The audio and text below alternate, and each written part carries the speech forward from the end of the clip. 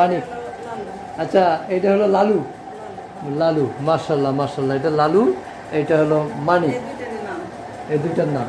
এই মানিক, এই সুন্দর নামটা কে দিল? আপনি? আপনি দিয়েছেন? আচ্ছা, এখানে আছে কয়টা গরু? 7টা। আচ্ছা, কয় সন্তানের জননী আপনি বলেন তো? 2 সন্তান? খালি 2 সন্তান?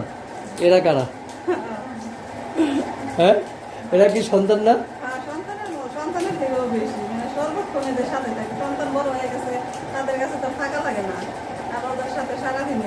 সারাদিনই থাকা লাগে।